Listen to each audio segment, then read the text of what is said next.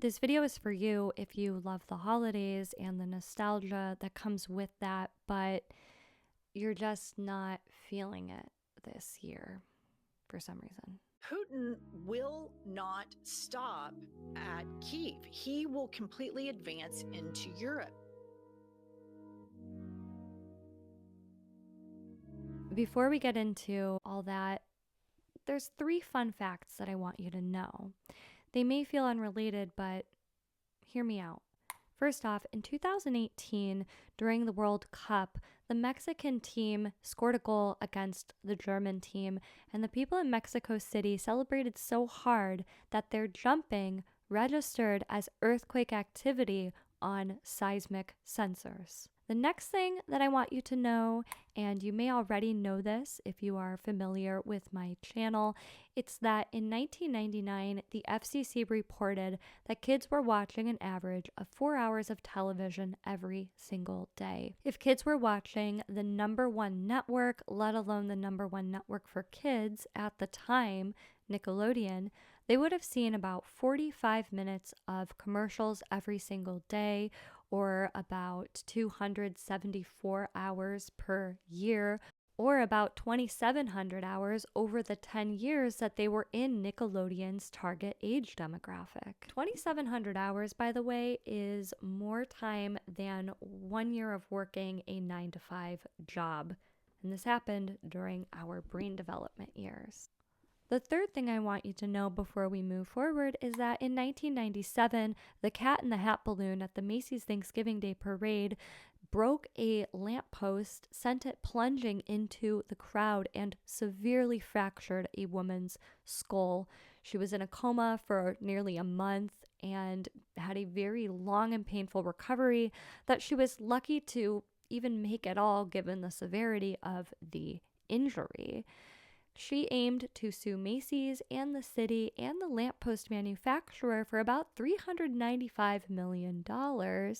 And in 2001, the night before jury selection, she walked away with an undisclosed settlement that, if I had to guess, was probably pretty high.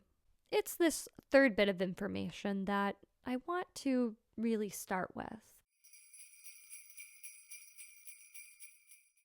The wind speeds on Thanksgiving Day 1997 hit as high as 43 miles per hour. At this strength, you get flight delays, damaged buildings, branches ripping off of trees, and difficulty walking, let alone walking while holding onto a 6-story helium balloon weighing hundreds of pounds. Balloon handling volunteers described the process to the New York Times as, quote, hanging on for dear life, which may sound like a cliche description, but if you take a look at the footage of the Barney balloon threatening to smash buildings and crush onlookers, I can't quite think of a better description. Luckily, the NYPD stabbed and stomped out the Barney before he could inflict much damage at all. But the chaos and injuries of the day meant that we needed a change. So they made new guidelines about weather, they made new guidelines about balloon sizes, and there have been no real incidents since. We learned from our mistakes, and we moved on. The Macy's Thanksgiving Day Parade actually already had a history of learning from mistakes and moving on. In some of the early years, the finale to the parade was letting the balloons go into the sky. And now, if you think this is a dumb idea, you're already a few steps ahead of me. They had to cancel this tradition when a plane crashed into one of the balloons. So again, the parade folks learned from their mistakes and they moved on. But this year, I think we need to deal with another mistake, and it's not about the balloons. Now, I love the parade. I love the Rockettes. I love watching high school cheerleading squads and marching bands' dreams come true, but I highly doubt I'm the only one who's not really in a parade mood this year. Normally, when things are sucky, escapism is a great help, but lately, in the shadow of current events that look like this. He's coming with you, man. in an age where the people in prominent seats at the inauguration for the administration behind these decisions seem to feel 100% confident that the common folk are certainly happy to keep parting with our hard-earned money, I can't help but reflect on, well, how obvious it seems to these people that their support of this won't affect their bottom line. A lot of people don't support this, but they're still buying things on Amazon, despite knowing the guy making the most from it is clearly fine with this.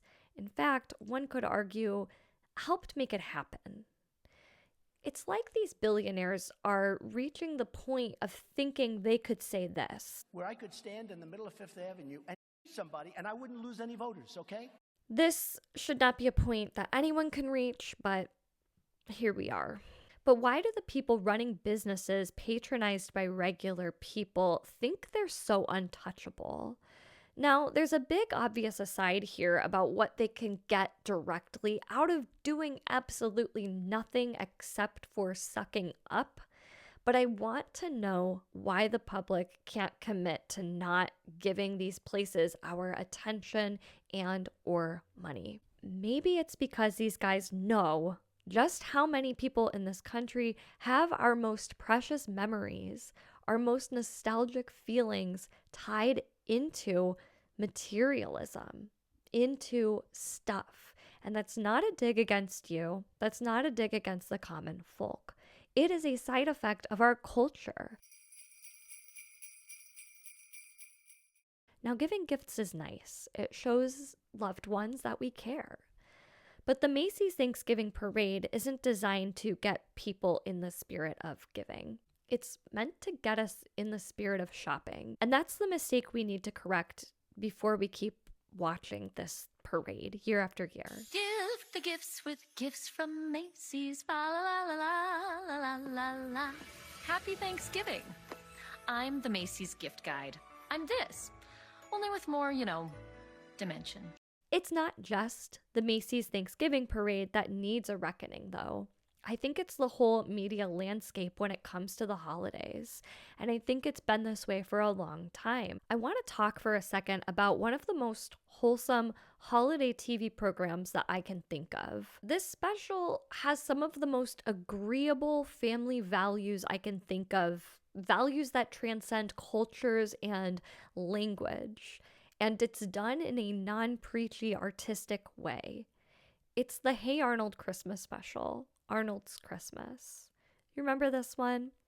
Arnold pulls Mr. Wynn's name for their boarding house secret Santa, but the only thing that would make Mr. Wynn happy was no material present at all, but a reunion with his long-lost daughter that he placed for adoption as an infant so that she could get out of war-torn Vietnam. Remember how they found each other in the end? These themes of the persistence of parental love, of sacrifice, of giving. Batteries not included. With motorized power. Oh, you need to be a good mom. Even the most artful displays of universally understandable goodwill and familial love told in the spirit of the holidays had to be sandwiched between commercials. That's how the TV business goes. This is the business model. Otherwise, there wouldn't have been a way for this art to stick with kids so strongly that they want to talk about it on the internet 30 years later. These ads were also how the people behind this special made money. Money that I think they deserved for the work that went into this beautiful episode. And though it was by no fault of the creators of this show, this business model came with a personal cost to the kids at home, not just for this one episode of this one show, but television overall.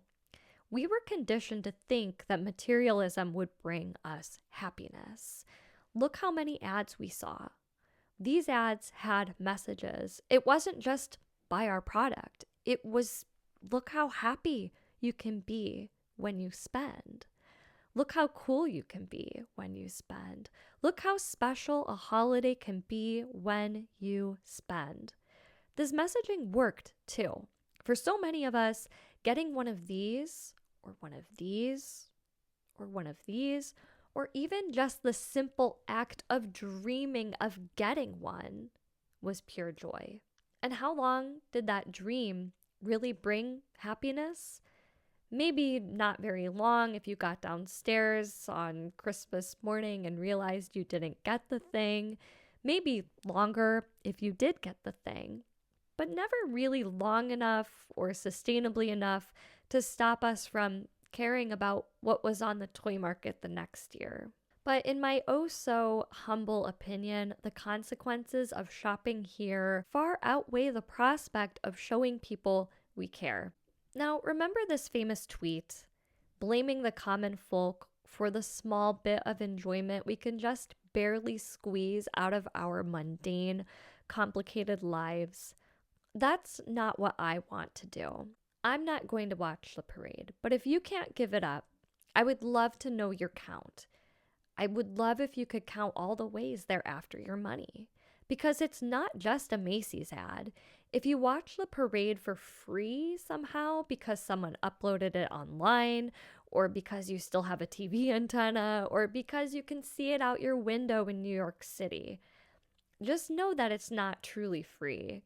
If you're ever using something without directly paying for it, just know that you are the product. When you see a balloon like this, Disney paid for it. Not to make you feel warm and nostalgic out of kindness, but because they hope it will convince you to pay for this and this and this. If you watch the parade, I want you to count all the ways beyond the obvious call to shop at Macy's and the actual commercial breaks. What do they want you to stream? What do they want you to buy? But now what to do to get in the spirit of giving? Maybe your family doesn't have a long-lost daughter you can just reunite them with. Maybe it feels like Amazon is your only option. It's not. I could lecture you on how this year you should only write letters to your loved ones. Or I could tell you to only shop local. Or I could tell you to just make an agreement with your loved ones not to do gifts this year. But the answer for how to get into the spirit of giving and not the spirit of shopping is something you have to come up with yourself. Because the real key of getting in the spirit of giving is thinking of others. Thinking ahead of time so you're not stuck with same-day delivery being your only option. I just want you to know that if we start taking a stand, a collective stand against overconsumption, things can change, but we have to jump all at once. Think Kimmel, think earthquake activity in Mexico City. We have to all jump at once. But what if this one doesn't work? What if you're catching this video after the holidays and the whole "we ain't buying it" protest is over and not enough people jumped all at once in the end, and in the end it didn't make the difference that many people had hoped it would? Well, I implore you to keep trying to make a change and to keep up hope, because after all, life can change on a dime. The woman with the broken skull, the near casualty of the Cat in the Hat, she likely got more money in that settlement than most of us will ever see in our lives. You wouldn't think that this balloon would cause that kind of damage and that kind of compensation. So sometimes the impossible happens. And if that doesn't sound too impossible, consider this. On October 11th, 2006, Yankees pitcher Corey Lytle crashed a small plane into the Bel Air apartments on the Upper East Side of Manhattan. As you can imagine, Lytle and the flight instructor on board didn't survive. But shockingly, no other fatalities in this freak accident that was an accident. But guess where the engine landed? Guess where it exploded? In the apartment of the woman from the parade. Luckily, she wasn't home, but she was on her way home. It was a narrow miss, yet again. Things change. Nothing is promised, good or bad, and the unlikely, the unexpected, sometimes comes along and changes our lives. So imagine how much things could change with just a little bit of effort and a small change in the wind. Until then, I encourage you to stop using Amazon, to spend less on companies that will benefit from your spending more than you ever will. And I encourage you to celebrate whatever it is this time of year that actually means something to you. Perhaps these are the values that you saw in your Christmas programming, even if they were sandwiched between ads that we should now learn to unlove.